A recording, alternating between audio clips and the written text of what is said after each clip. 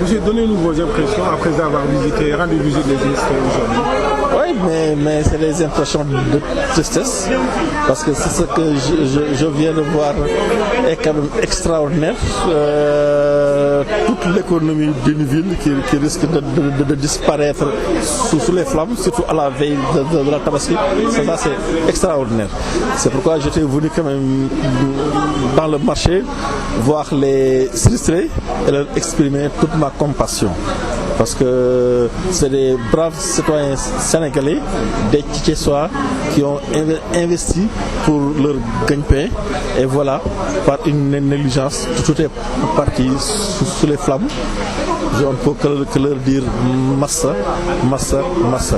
Et nous leur demandons de se rapprocher de la municipalité, parce que c'est les sinistrés qui se rapprochent de la municipalité pour régler la question des sinistrés avec eux.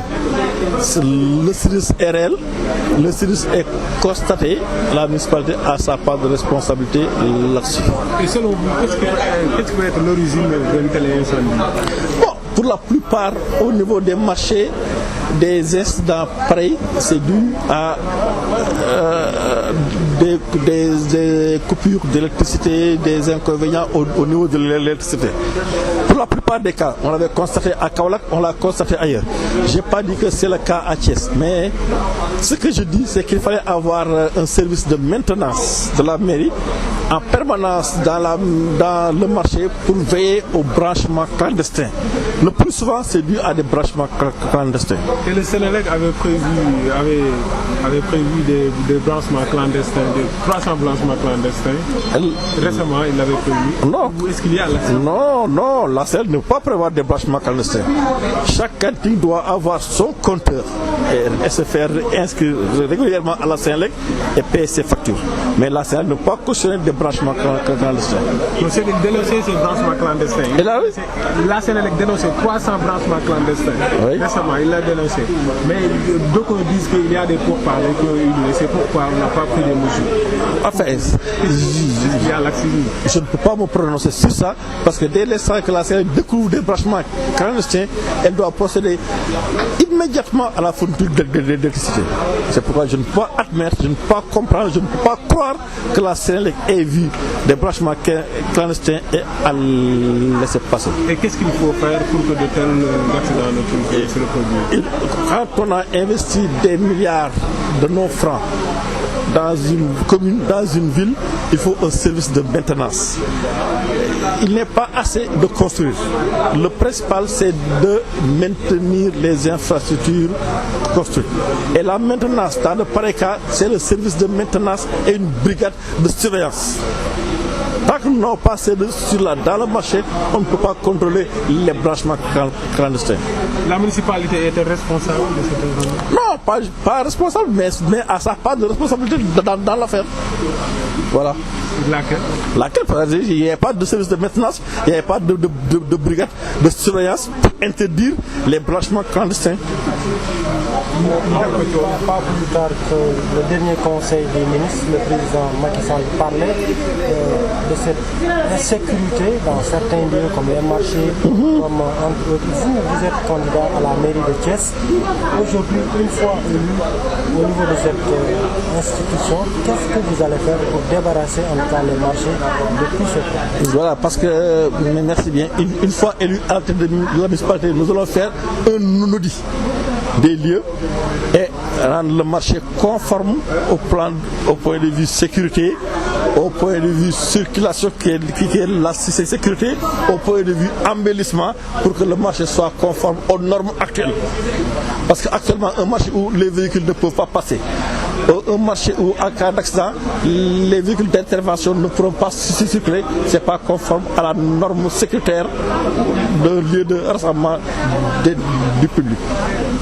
Merci. Da nga ñëwoon rendre visite sinistré yi ñu bëgg a xam ban yëg-yëg nga am ginnaaw bi nga yëg-yëgu méttite ak coono bu ma yëg ci sama biir xol, parce que ay doomu Sénégal ay doomu Thiès noo jël seen alal def ko fi rawatina ñu ne ci veillu tabaski bi ñoom ñu ci liggéey pour seen njaboot ay nit di fi ñëw di fi approvisionné pour préparer ci seen fête lépp dem ci safara si xam nga loolu métti na ma di leen masaw leen wax ne nanu comme dafa am sinistre lii mooy sinistre nañu rapproché wu ci les services de la municipalité ak lépp li leen war xamal leen dañoo am sinistre municipalité bi def li war ci ñoom.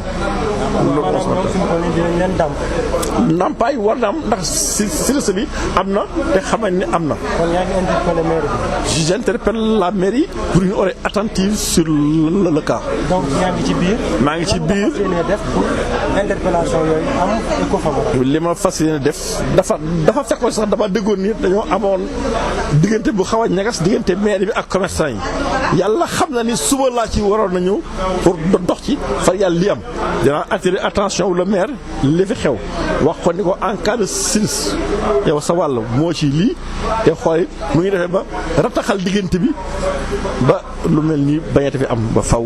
nga ne lu mel ni maire bi am na ci part de responsabilité kon loolu.